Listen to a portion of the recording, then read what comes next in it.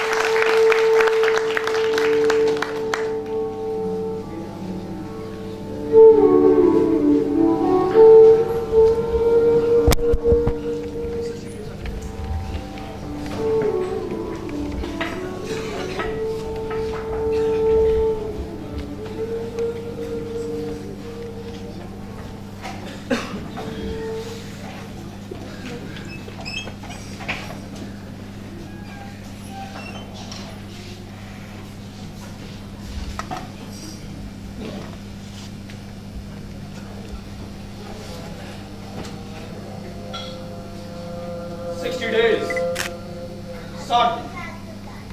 आज 60 दिन हो गए, लोगों ने अभी तक कुछ नहीं खाया। सर ये लोग पागल हो गए, ये लोग पानी पिए जा रहे हैं बस।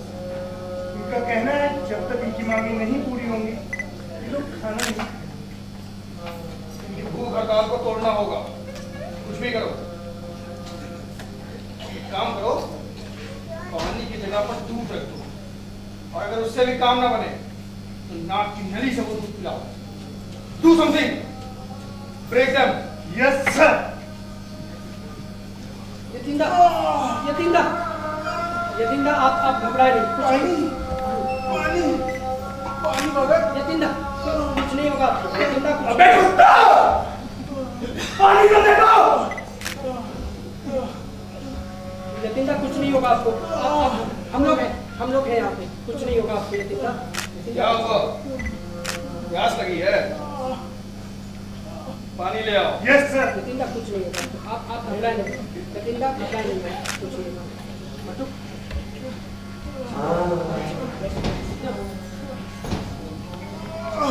यतिंदा ये क्या है? प्यास लगी है ना, पी लो। पानी की जगह दूध लेकर आया है साले। यतिंदा आप दवा खा ले, बहुत बीमार हैं आप। नहीं मगर मैं दवा नहीं खाऊंगा। मुझे कुछ नहीं होगा। तुम लोग परेशान मत हो, तुम लोग परेशान मत हो। देख लो, एक एक करके सब मर जाओगे, कोई साथ नहीं देगा। पागल मत बनो। देख लीजिएगा जनरल साहब, एक दिन हमारा ये पागलपन भी रंग लाएगा। Go to hell! मुझे माफ कर दो दोस्तों। मैं इस लड़ाई में तुम लोगों का साथ नहीं दे पाया। मुझे माफ कर दो। अब विदा लेता मेरे दोस्तों, मैं अब विदा लेता, मैं अब विदा लेता। वंदे मातरम। यतिंदा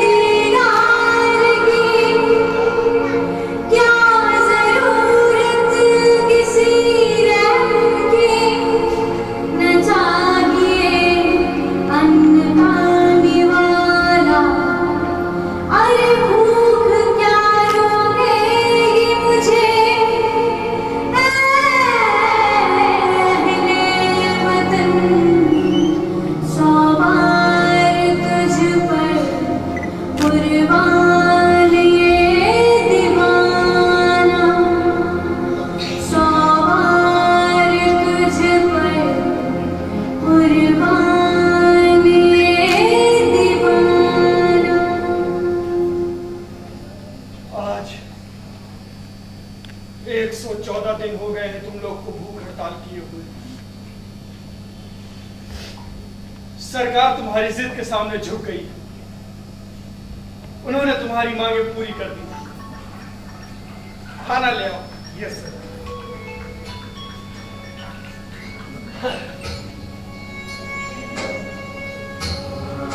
जनरल साहब, आपकी आंखों में आंसू? नहीं, शायद कुछ चला गया था। ध्यान अच्छे से रखा जाए, ध्यान रहे किसी भी तरह की तकलीफ नहीं होनी चाहिए। Yes sir.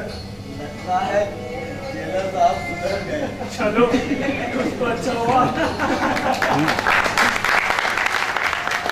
अरे छतर जी, बहुत तेज भूख लगी है भाई, कुछ तो खिला दो।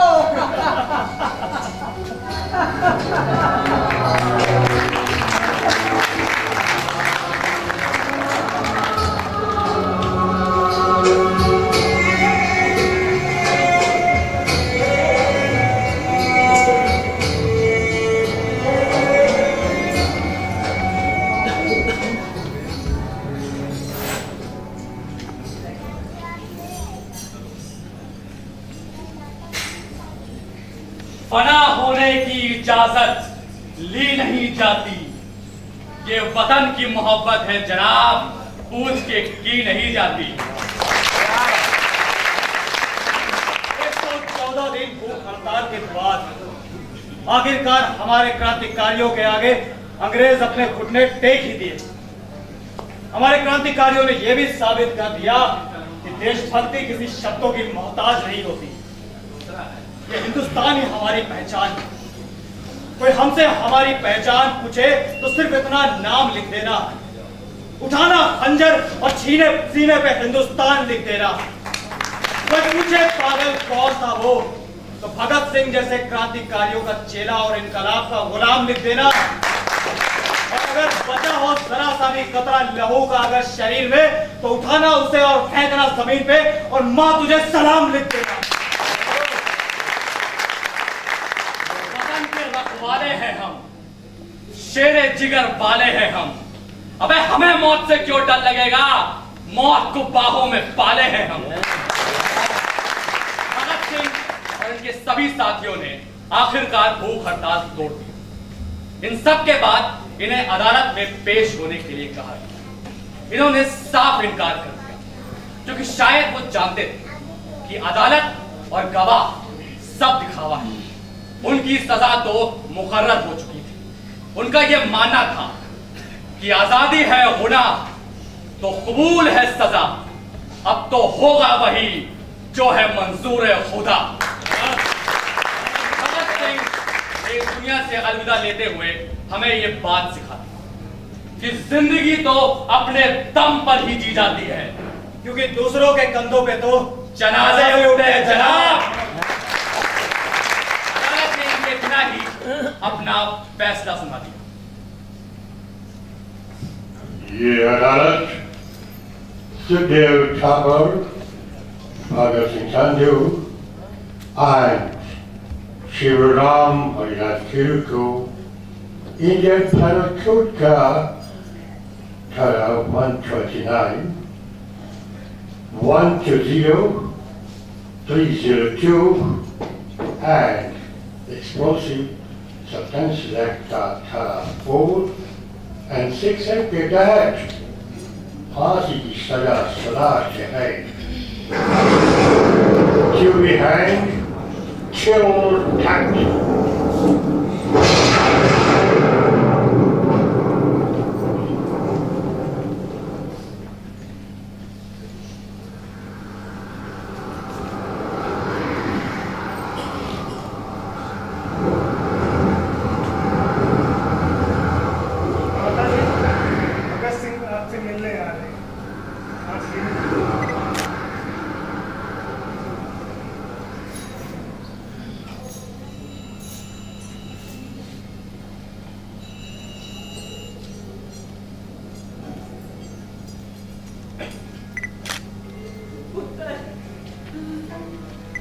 माँ कैसी है तू, खुश तो है ना? हाँ बहुत खुश हूँ। मुझे तो नाज है तुझ पे पुत्र। क्या हुआ माँ, ऐसे क्या देख रही हो? पुत्र, मेरी तो इच्छा थी कि तो मेरी बहू ने डोली से बिठा के तक लेके आई और मैं तेरे सिर तो पानी मार के पर आज तुझे सिर से पैरों तक पेड़ियों में बंधा देख रही हूँ। अगर मुझे पता होता कि तू मुझे इस हालत में मिलेगा तो तुझको अपनी छाती से लगा के रखती पुत्र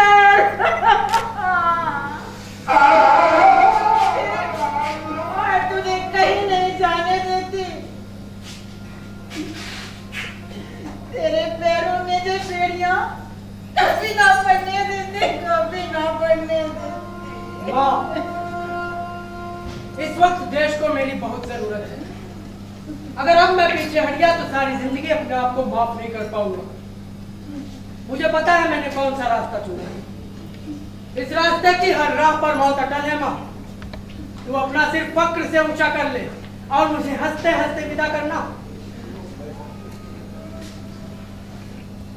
जहाँ तुम जा रहे हो ना भगत, वहां से कोई वापस नहीं आता पुत्र। वाहेगुरु समझ सफाई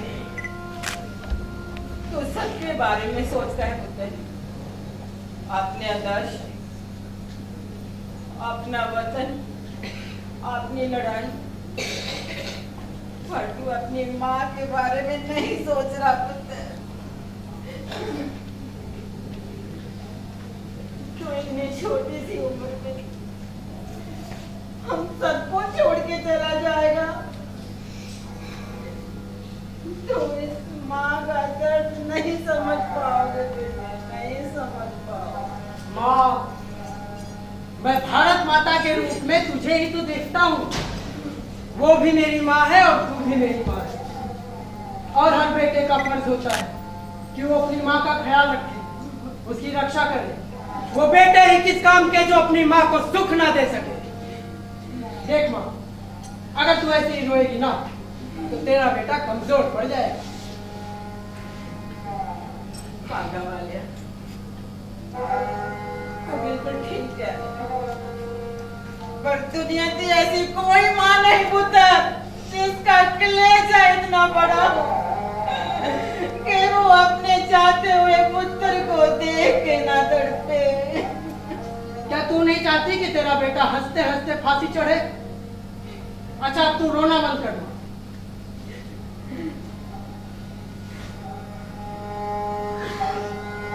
खुशी के आंसू में बगले सारी माओ को नसीब नहीं होते। मुझे डर तो नहीं लग रहा पुत्र। तू क्या मुझे इतना कमजोर समझती है माँ?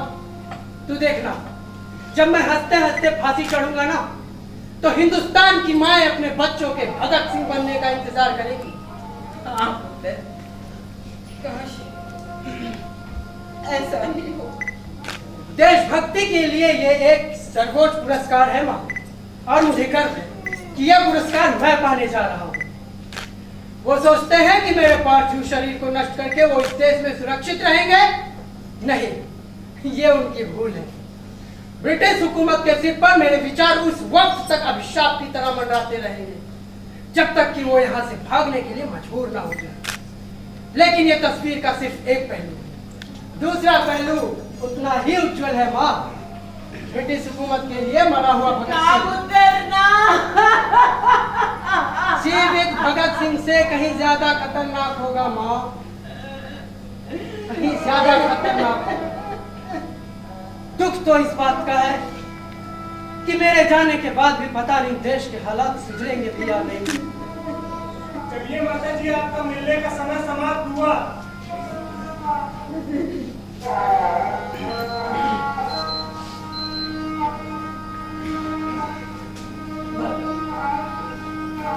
आज के बाद में तुझे कभी नहीं मिलूंगी पुत्र, पर भारत माँ से जरूर प्रार्थना करूंगी कि वो तेरी रक्षा करे। हाँ पुत्र, फांसी चढ़ने से पहले एक गल जरूर याद रखी पुत्र, इनकलाब जिंदाबाद जरूर बोले पुत्र। जरूर बोली।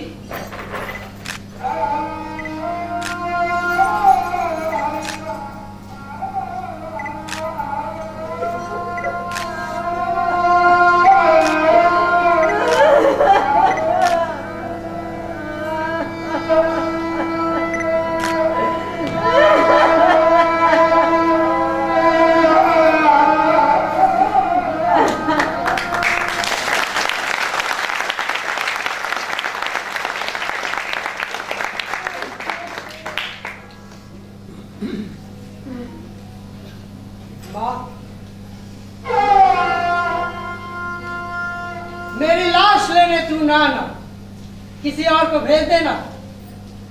कहीं तू रो पड़ी ना तो लोग कहेंगे भगत सिंह की मां रो रही है।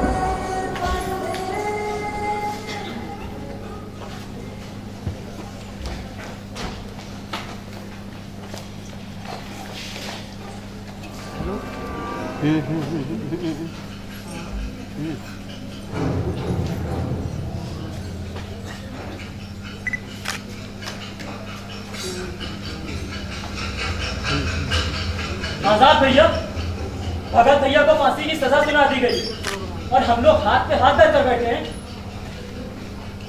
मैं जानता हूं सुखराज, मैं उन्हें फांसी नहीं लगने दूंगा। कुछ नहीं होने देंगे हम उन्हें जेल से छुड़ा लाएंगे। हम हमसे जेल की दीवार तोड़कर उन्हें निकाल लाएंगे। तुम कुछ हथियारों का इंतजाम कर लो। और हाँ, याद रहे,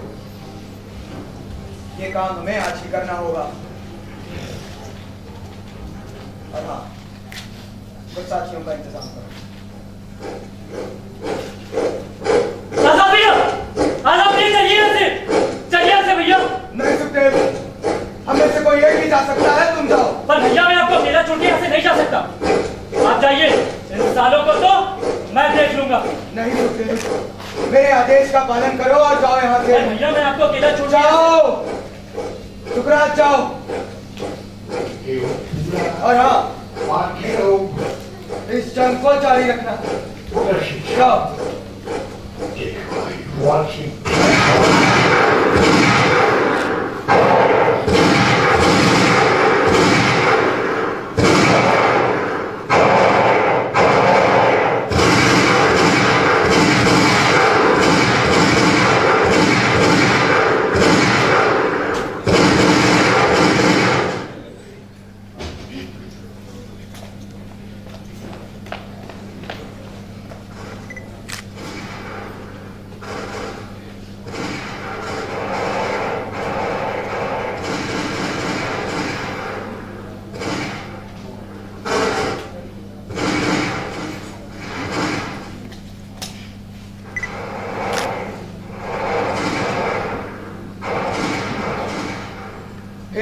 भारत माँ, अभी तो तेरी ठीक से सेवा भी नहीं कर पाया था माँ, सेवा भी नहीं कर पाया था। मुझे माफ कर दे माँ, मुझे माफ कर दे।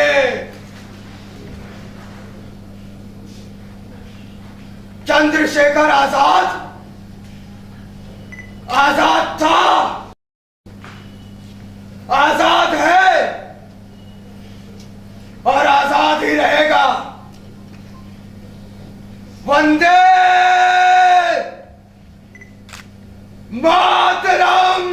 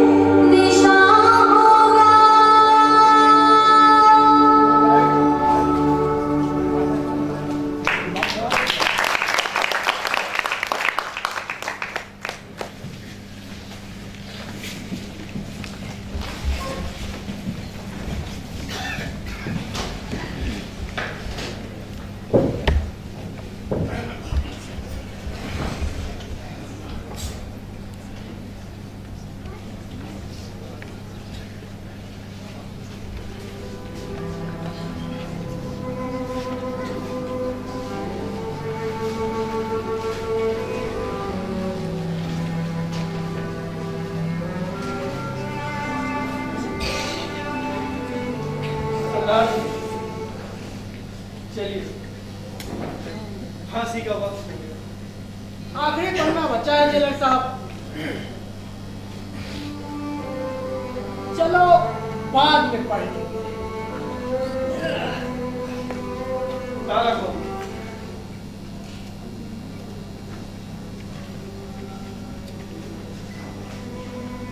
ओ बेबे, तू इतना उदास क्यों है? अरे आज तो तुझे खुश होना चाहिए, क्योंकि आज से तुझे मेरा गंध उठाने से छुट्टी मिल जाएगी। तुम जैसा इंसान मैंने आज तक नहीं देखा मगर लोग तो मुझसे 10 कदम दूर रहते हैं, क्योंकि मैं लोगों की गंध उठाता हूँ। और तुम मेरे इन्हीं गंदे हाथों से खाना खाते हो। तुमने मुझे माँ का दर्जा दे दिया।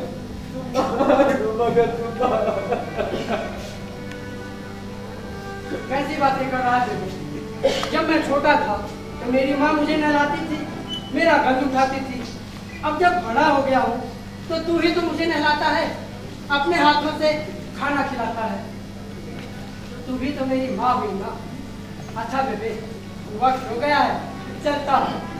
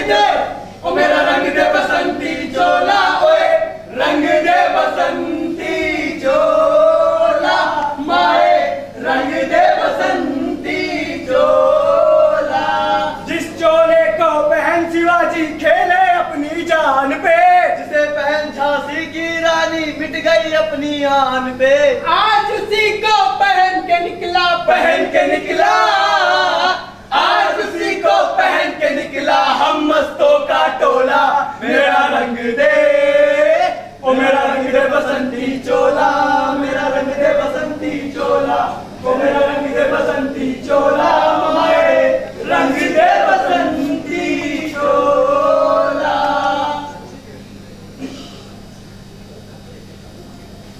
लोग कहते हैं मैंने एक आतंकवादी की तरह काम किया है। मैं आतंकवादी हूँ? नहीं, मैं तो एक ऐसा क्रांतिकारी हूँ जिसके पास एक लंबा कार्यक्रम और उसके बारे में सुनिश्चित विचार होते हैं। मैं पूरी ताकत के साथ बताना चाहता हूँ कि मैं आतंकवादी नहीं हूँ और कभी था भी नहीं। हाँ, देश और इंसानियत के लिए जो कुछ हसरतें मेरे दिल में थी वो पूरी नहीं कर सका। अगर जिंदा रहता तो इनको पूरा करने का मौका मिल जाता।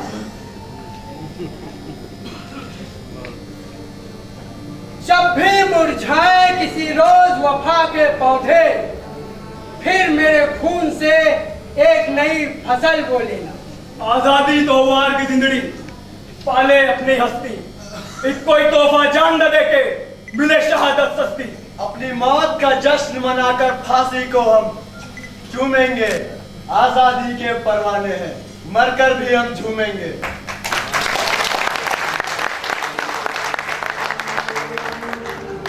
कोई आखिरी ख्वाहिश अंग्रेजों से कह दो हमारे देश से चले जाए, वरना हम फिर वापस आ जाएंगे। अरे रहने दो, टेट जाएंगे लोग। हम सब आखिरी बार गले मिलना चाहते हैं, फिर ना जाने कब मिलना हो। मिल लो।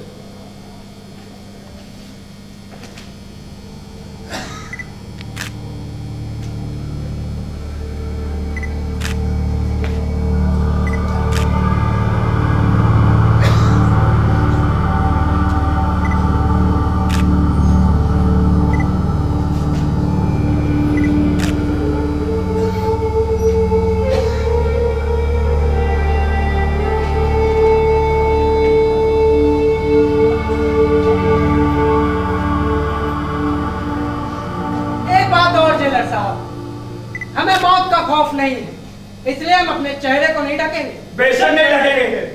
हम हंसते हंसते फांसी के फंदे को चूमेंगे। ठीक है, चले चलो। लो चले हम, लो चले हम शान से, लो चले हम, लो चले हम शान से, मिट गए तेरी बातें ऐ वतन जान से, लहू हमारा हर पहर इंक़लाब लाएगा, लो चले हम, लो चले हम शान से, लो चले हम शान से। तुम में से पहले कौन जाना चाहेगा? मैं जाऊंगा।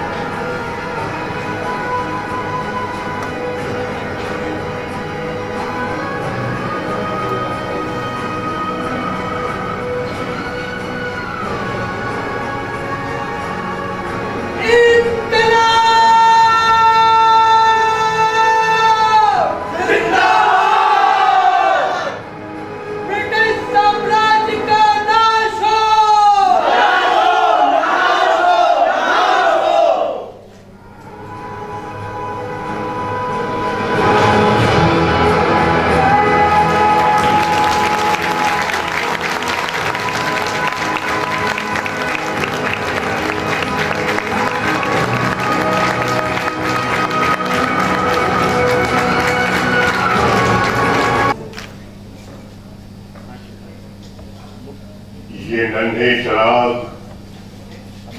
जिन्हें शहीदों ने अपने लहू से रोशन किया है,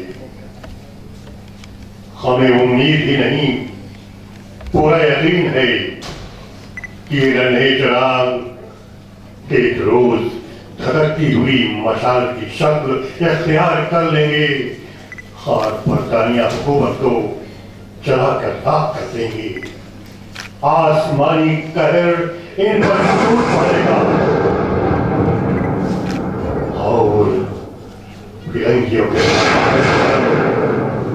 सरजमीने हिंदुस्तान से हमेशा हमेशा के लिए फना हो जाएंगे।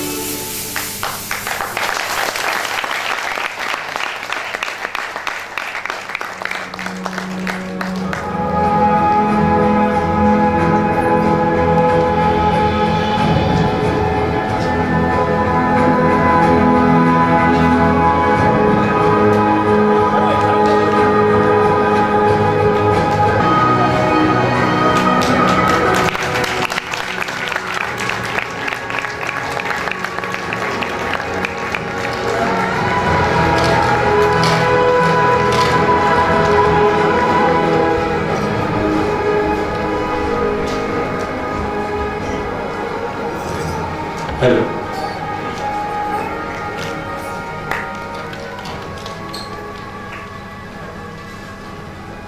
हेलो,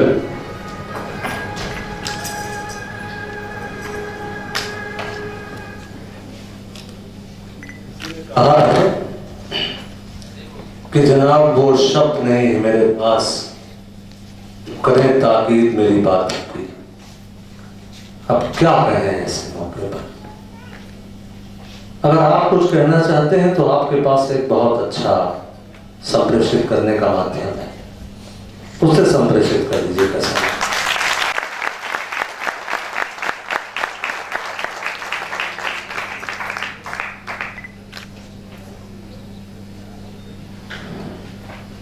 इनसे परिचय करा दूं आपका,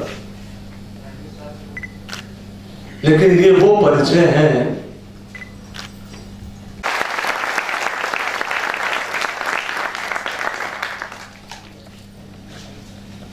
एक समय जब भगत सिंह जेल में थे, उसी समय गांधी एडमिन पैक्ट हुआ था।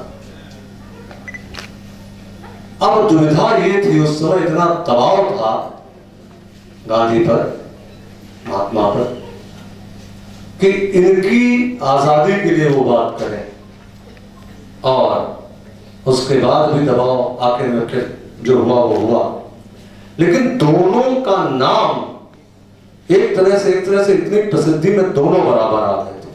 कहाँ गांधी का इतना लंबा चिंतन और इतना लंबा करियर, और कहाँ 23 साल की उम्र में उतना बड़ा चिंतन। इसीलिए शायद कई कारण ऐसे बने।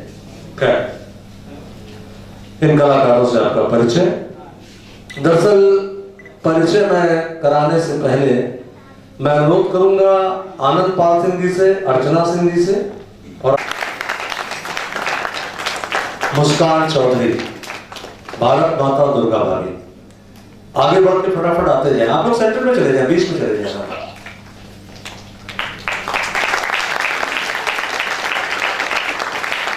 सूत्रधार एक प्रत्युष शुक्ला,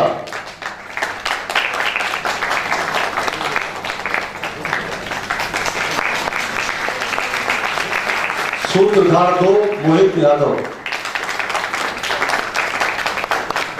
दादाजी और जेलर विकास दुबे,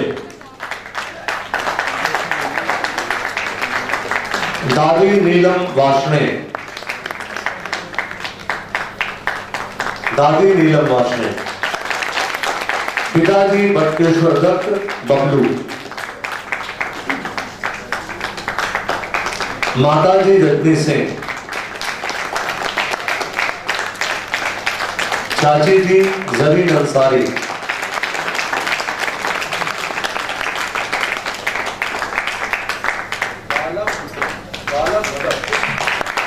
बालक भगत, अश्विनी रतन, कहां बच्चा, करतार सिंह सराबा, अशफाक उल्ला खान और कैदी हिमांशु त्रिपाठी।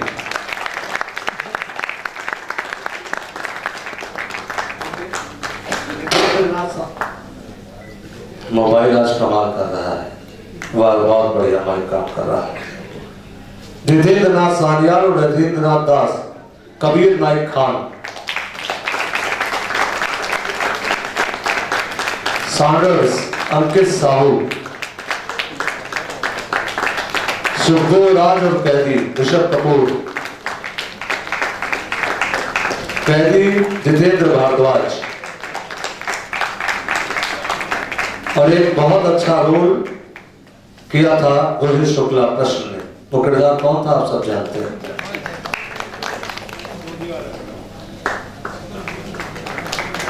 सफाई कर्मचारी का सिपाही प्रखर चतुर्वेदी, जल्लाद शोभित कुमार, लाला लाजपत राय और छतर सिंह दीपक शर्मा, राम प्रसाद बिस्मिल राजन सिंह कटारी, राज सिंह कटारी,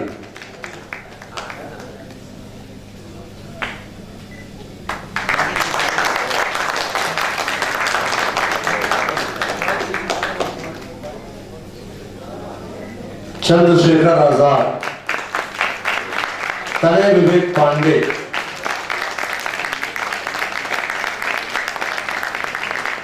शिवराम हरिराजगुरु ललित रावत,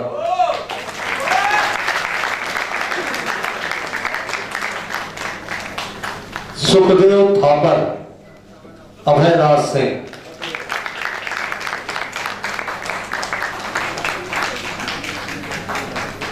प्रकाश था हफीज भाई का, मुख्य सज्जा दिनेश कुमार अवस्थी और राकेश सैनी,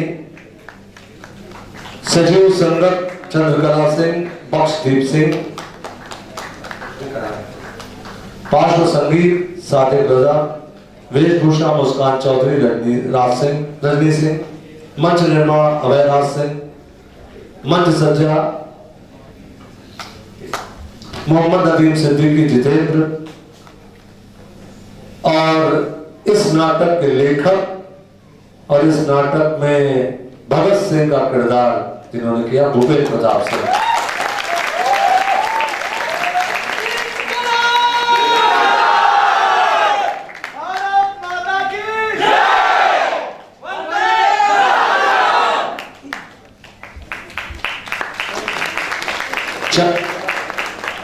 चंद्रकला और मुस्कान जिन्होंने गाना गाया। हाँ, चंद्रकला और कौन है?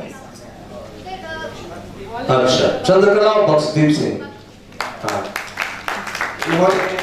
जो आपने सुने हैं प्ले ही आए हैं, आप लोग जरूर समझ बढ़िया से भाई पहले। और इस खूबसूरत नाटक के निर्देशक कि जिन्होंने आजाद भारत होने से पहले जन्म लिया, बाद में आजाद भारत को देखा और आजाद भारत में पैदा हुई है, उसके साथ लगातार काम कर रहे हैं बहुत वरिष्ठ निर्देशक, बहुत अच्छे अभिनेता विनय श्रीवास्तव जी। विनय भाई